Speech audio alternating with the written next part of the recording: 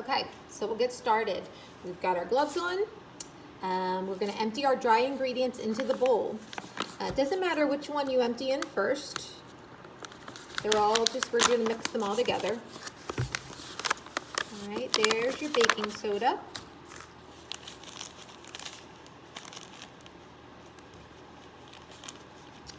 And here is your Epsom salts and the citric acid. And finally the cornstarch. Put the cornstarch in there, okay? All right, and you're gonna take your hand and you're just gonna mix everything around. And it feels kind of cool with your gloves on. Just get it all incorporated there. You're gonna see some smoke coming up when you mix, but that's okay, normal. Kind of like flour when you're baking.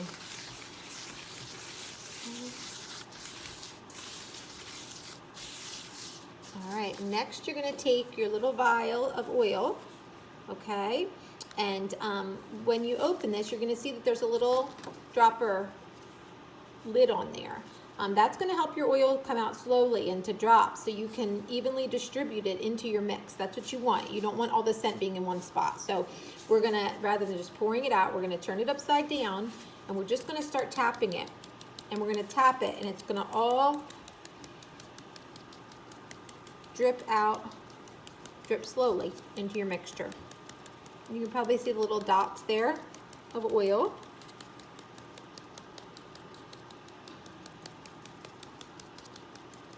Okay, it'll take a little bit of time, but just be patient. Just tap it. Let's see how much is left there. A little hard to see. Huh. I got a little more. Okay, and what's in this oil, by the way? This is essential oils. This one's lavender and peppermint. And it also has vitamin E in there. And they're all good for your skin. All right, all done. Okay, that's completely empty. Okay.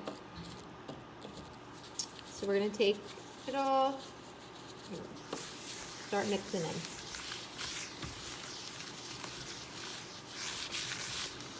Smells really good. All right. Next, you have your bottle of liquid. Your liquid, there's a little bit of rubbing alcohol in here, water, it's mainly water, and also some hydrosol, lavender hydrosol. And hydrosol is the water that's left over in the distillation process of making lavender oil. In order to make lavender oil, you need to steam the lavender in water, kind of like you boil it almost. And the water that's left over is called hydrosol. It's a lavender scented water. So we put it in this bottle with the water to make, you know, your bath bombs smell even more lavendery. Get a little more of the farm in there. So we're gonna start spraying this bottle and we're gonna use the whole thing. So once again, patience, but it's fun. So you can spray and stir. And just spray down pretty low, otherwise your water, you know, escapes the bowl. You may even hear some fizzing. When water reacts with citric acid, it fizzes, and that's actually what makes the bath bomb. You can't really make, a bath bomb won't really fizz unless you have an acid, and we're using citric acid in this. You just keep spraying. You're gonna notice also the chemical reaction of these ingredients with the water makes the mixture cold. So it kind of really does feel like snow.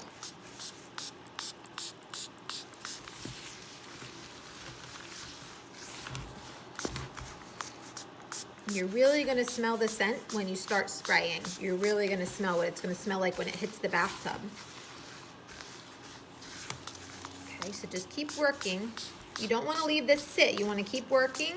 Keep your hands going, both sides, spraying the water and stirring, okay? As you can see, it's going to start to form.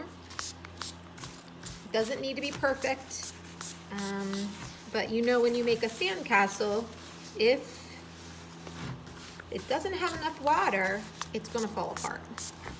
If it has too much water, it's not going to come out of your bucket. Okay, so this is why we pre-measure just the 1 ounce of liquid. That's what in the past I've seen works best for this amount. So you keep going. You're gonna feel it getting colder and colder. I'm gonna keep spraying. Okay, scrape the side of your bowl. Getting really close.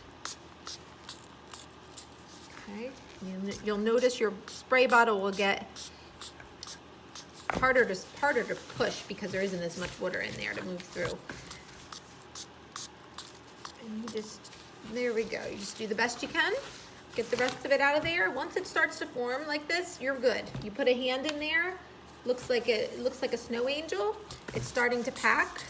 You should be ready to put it in your mold. I'm just gonna use up this last tiny bit just to be sure. Okay, and then we should be good to go.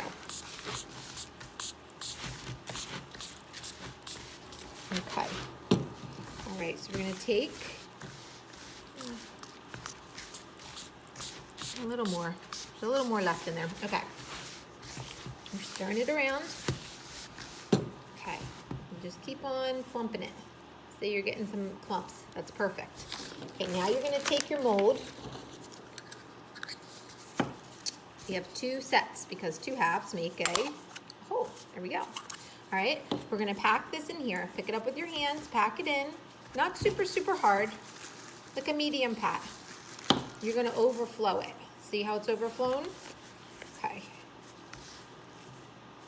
Okay. All right, and so you're just patting them down a little bit, and then what you have to do is you overflow them that way. They meet together, and they kind of mush together, and they create a hole. A ball, okay? So you push them together, clean off the edges. You're gonna push as tight as you can, okay? And then you're gonna kind of be able to tell if you did it right. You're gonna lift this lid off, and it looks really nice and smooth, okay? It comes out perfectly clean, okay? And then you're gonna put some tissue paper out or a paper towel or something. You should lay this out beforehand too, guys. Take this, okay, and you've got one side off. You're gonna kind of put a finger here to guide it.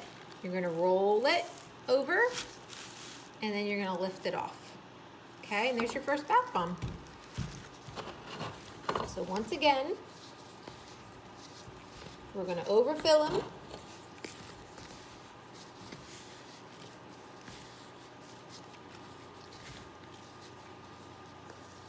And we're gonna mush them together. You're overfilling it. You mush them together. Get that excess off.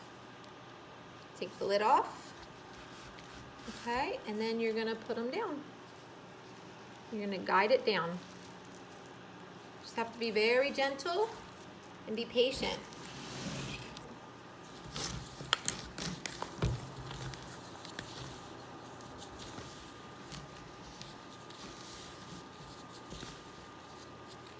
Okay, and this mixture should make about 5 large bath bombs.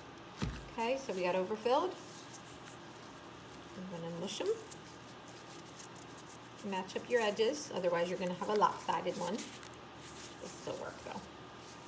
Lift her off, okay, and then put her down. They kind of roll, okay. Overfilling.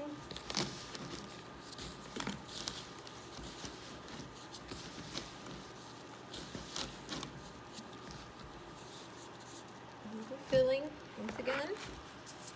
Overfill. Mush them together.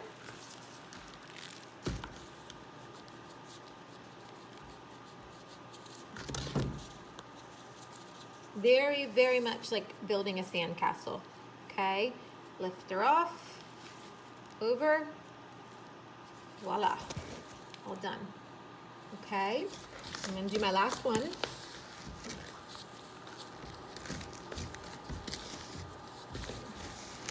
It gets a little hard to get that last little bit out.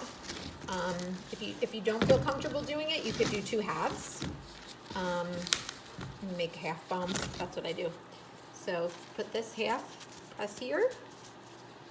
Okay, and then what you can do is, let's move this guy. You just turn him over, just like a sandcastle. Tap him. There you go. And you got a half.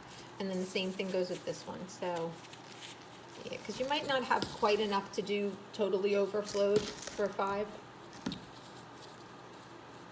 So you've got that there. You're gonna turn him over. Boop. There you go. So you could put two halves in your tub. All right, so there. So you we've got 2 halves, 4 holes. We're good to go. And we're gonna let them sit. They're gonna dry, they're gonna get hard. Usually takes about an hour, depending on how dry your house is. And once they're dry, we're gonna wrap them. So I'm gonna show you one that's dried here. And whoa, see, you see him rolling? He's not going anywhere. There's no breaking, there's no nothing because he's dry, okay? So I gave you these tissue papers to wrap with. It's really easy. There's no perfection to it. I would take the gloves off, okay? Just start wrapping it up. No matter whatever way you feel comfortable, you can start at whatever side. And the good thing with tissue paper is, really no matter what you do with tissue paper, it looks pretty. Okay, so just wrap her up, pop some tape on there, and you're good to go. Okay, if you guys have any questions, let me know, and please let me know how you did, and if they turned out, and have fun. Bye.